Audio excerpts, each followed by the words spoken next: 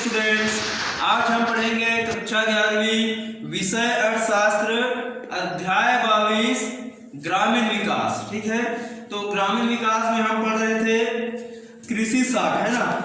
तो भारत में कृषि के कृषि वित्त के स्रोतों के बारे में हम पढ़ रहे थे। तो पिछले वीडियो में हमने पढ़ा था, है ना, कृषि के दो होते हैं, है ना, कृषि वित्त के स्रोत।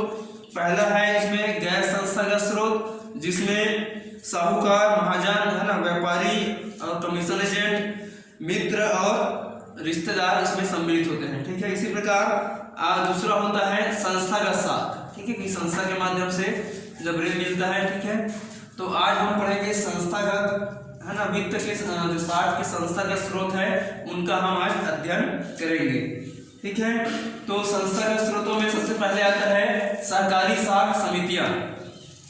तो कृषि वित्त के संस्थागत स्रोतों में सहकारी शाख समितियों का महत्वपूर्ण स्थान है। किसानों को ग्रामीण साहूकारों के शोषण से मुक्ति दिलाने तथा कृषि के जो क्रियाकलाप है ना, तो उसके संचालन के लिए पर्याप्त और सस्ते दर पर ऋण उपलब्ध कराने के उद्देश्य से सहकारी शाख समितियों का विकास किया गया है। तो देश में इनका त्रिस्तरीय संगठन है। ग्रामीण स्तर पर प्राथमिक कृषि शाख समिति होते हैं और जिला या तहसील स्तर पर केंद्रीय सहकारी बैंक तथा राज्य स्तर पर राज्य सहकारी बैंक की स्थापना किया गया है। और दूसरा है भूमि बंधक या भूमि विकास बैंक, है ना, दूसरा जो स्रोत है। तो संस्थागत कृषि वित्त के स्रोतों में भूमि विकास बैंक का महत्वपूर्ण स्थान है। ये बैंक किसानों की दीर्घकालीन वित्तीय आवश्यकताओं की पूर्ति करते हैं।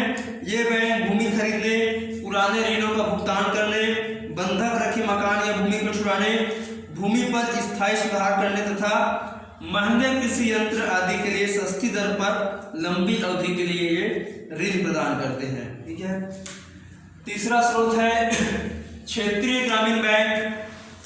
तो भारतीय कृषि शाख की आवश्यकताओं की पूर्ति हेतु 26 सितंबर सन 1975 को एक अध्यादेश जारी किया गया, जिसके अंतर्गत 50 क्षेत्रीय बैंकों की स्थापना की गई। क्षेत्रीय ग्रामीण बैंक ग्रामीण क्षेत्र के कमजोर वर्गों, लघु किसानों, भूमिहीन कृषि मजदूरों, दस्तकारों एवं लघु उद्यमियों को समय अनुसार सफलतापूर्वक उचित मात्रा में ऋण उपलब्ध करा करके ग्रामीण विकास में सक्रिय भूमिका निभा रहे हैं। इसी प्रकार चौथा है व्यापारिक बैंक। तो जुलाई 1969 में प्रमुख 14 बैंकों के राष्ट्रीयकरण हो जाने से, है ना, जुलाई 1969 में जो प्रमुख 14 बैंक है, इन बैंकों का राष्ट्रीयकरण हो जाने से इन बैंकों में कृषि क्षेत्रों में महत्वपूर्ण भूमिका निभाई है। तो भारतीय व्यापारिक बैंकों ने कृषि कार्य के लिए तेजी से ऋण देना आरंभ किया है। बैंकों द्वारा हल, बैल, पंप सेट, ट्रैक्टर एवं रासायनिक खादों के लिए ऋण उपलब्ध कराए जाते हैं। वर्तमान में राष्ट्रीयकृत बैंक अपने ऋणों और अग्रिमों का लगभग 1/3 भाग कृषि एवं उद्योगों को प्रदान करती है। ठीक है, तो व्यापारिक बैंक अल्पकालीन और मध्यकालीन दोनों प्रकार के ऋण प्रदान करते हैं। व्यापारिक बैंकों का अदत या बकाया ऋण राशि के रूप में कृषि शाख में प्रत्यक्ष योगदान, है ना, इसमें इनका जुड़ा हुआ है। अब अगला है पांचवा सरकार। तो राज्य सरकारों द्वारा, है ना, राज्य सरकार द्वारा भी कृषि के लिए वित्त व्यवस्था की जाती है। तो ये व्यवस्था सामान्यतः भूमि सुधार ऋण अधिनियम 1883 व कृषक ऋण अधिनियम 1884 के अंतर्गत की जाती है। तो कृषक को जो ऋण दिए जाते हैं उन्हें तकाबी कहते हैं। ठीक है, जो कृषक है उनको ऋण मिलता है, इसको तकाबी कहते हैं। यह ऋण अकाल, बाढ़ या इसी प्रकार के संकट के समय ही राज्य सरकारें देती हैं। तो ऋणों की वापसी किस्तों में होती है, जिन्हें मालगुजारी के साथ चुकाना पड़ता है। आजकल यह ऋण अधिक लोकप्रिय नहीं है ना।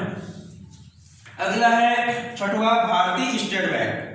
तो भारतीय स्टेट बैंक ने अपनी स्थापना के समय से ही कृषि वित्त उपलब्ध कराने के लिए निम्नानुसार उन्होंने प्रयास किया है। पहला है सहकारी समितियों को ऋण, दूसरा है धनराशि भेजने के लिए निःशुल्क सेवा, गोदामों के लिए भी यह ऋण देती है, भूबंधक बैंक की स्थापना करती है ना, कृषकों को प्रत्यक्ष ऋण देती है और भंडार निगमों की रसीद पर ऋण देती है ना, और शाखाओं का विस्तार भी इन्होंने किया है। इसी प्रकार है अगला है 7वां है अग्रणी बैंक योजना। तो अग्रणी बैंक से तात्पर्य उस बैंक से है जिसे कुछ जिलों में बैंकिंग विकास का उत्तरदायित्व सौंपा गया है। जैसे उत्तर प्रदेश में सिंडिकेट बैंक को 3 जिले सौंपे गए हैं, मुरादाबाद, मेरठ व मथुरा। यह बैंक उन तीनों जिलों के लिए अग्रणी बैंक कहलाती है। जब कभी राज्यों में नए जिले सृजित होते हैं तो रिजर्व बैंक उन जिलों को भी नई अग्रणी बैंक दे देती है। ठीक है, तो भारत के 335 जिलों को 17 बैंकों में बांटा गया है। ठीक है, ठीक है डियर स्टूडेंट्स, आज हमने संस्थागत स्रोत के बारे में पढ़ा। आगे का अध्याय आपको नेक्स्ट वीडियो में पढ़ाएंगे। Thank you.